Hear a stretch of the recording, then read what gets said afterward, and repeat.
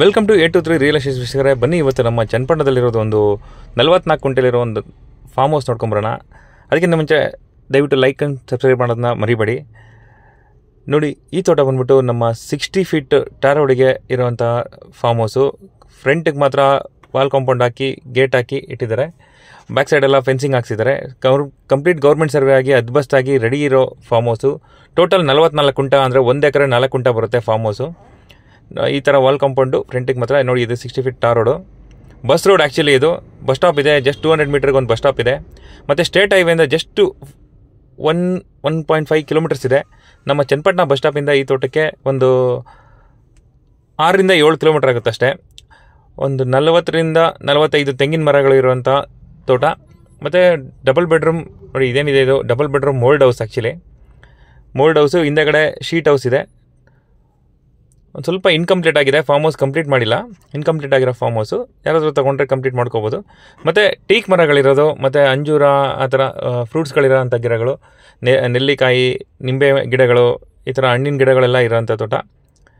ಈಗ ಇದು ನೋಡ್ತಾ ಇರಲ್ಲ, ಇದು ಫಾರ್ಮ್ ಹೌಸ್ ಇನ್ಸೈಡ್ ವ್ಯೂ ಏನಿದೆ ನೋಡಿ. ಎಂಟ್ರೆನ್ಸ್ ಗೇಟ್ ಅದು.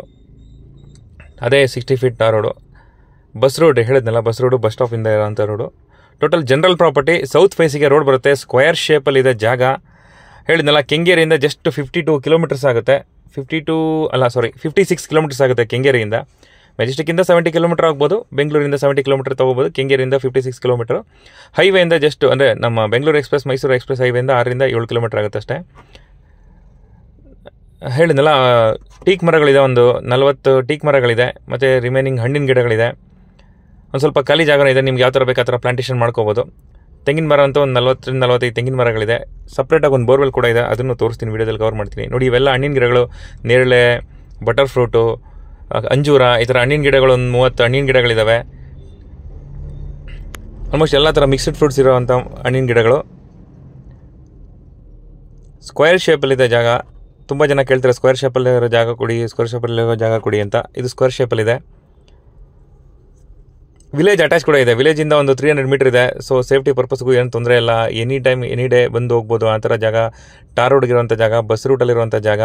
ಫಾರ್ಮ್ ಹೌಸ್ ಆಲ್ರೆಡಿ ಡೆವಲಪ್ ಆಗಿದೆ. ಇನ್ನು ಸ್ವಲ್ಪ ಕಂಪ್ಲೀಟ್ ಮಾಡ್ಕೋಬೇಕು. ಒಂದು 80 ನೋಡಿ, ಇದು ಬೋರ್ವೆಲ್ಲು, ರನ್ನಿಂಗ್ ಬೋರ್ವೆಲ್ ಇರುವಂಥ ಜಾಗ. ವಾಟರ್ ಸೋರ್ಸ್ ಅಂತೂ ತುಂಬ ಚೆನ್ನಾಗಿದೆ. ಹೇಳಿದ್ನಲ್ಲ, ರೆಡ್ ಸಾಯಿಲ್ ಇರೋದು ಪ್ರಾಪರ್ಟಿ. ಮಣ್ಣು ತುಂಬ ಚೆನ್ನಾಗಿದೆ, ಯಾವುದೇ ರೀತಿ ವ್ಯವಸಾಯ ಮಾಡುವಂಥ ಜಾಗ. ದೇವಮೂಲೆಯಲ್ಲಿ ಕರೆಕ್ಟಾಗಿ ಬೋರ್ ಇದೆ. ಆಸ್ಪರ್ಧಿ ವಾಸ್ತು ಕರೆಕ್ಟಾಗಿ ಬೋರ್ವೆಲ್ ಹಾಕ್ಸಿದ್ದಾರೆ. ಇಲ್ಲಿ ಏನಂದರೆ, ಈ ದಿಬ್ಬ ಏನು ಕಾಣಿಸ್ತಿದೆಯಲ್ಲ, ಅದು ಲೇಕು, ತುಂಬ ದೊಡ್ಡ ಲೇಕು. ಸೊ ವಾಟರ್ ಸರ್ಸ್ಗೇನೂ ತೊಂದರೆ ಇಲ್ಲ. ಆ ದಿಬ್ಬಕ್ಕೂ ಅಂದರೆ ಕೆರೆಗೂ ಇಲ್ಲಿಗೂ 500 ಮೀಟರ್ ಡಿಸ್ಟೆನ್ಸ್ ಇದೆ. 500 to 600 ಮೀಟರ್ ಡಿಸ್ಟೆನ್ಸ್ ಇದೆ.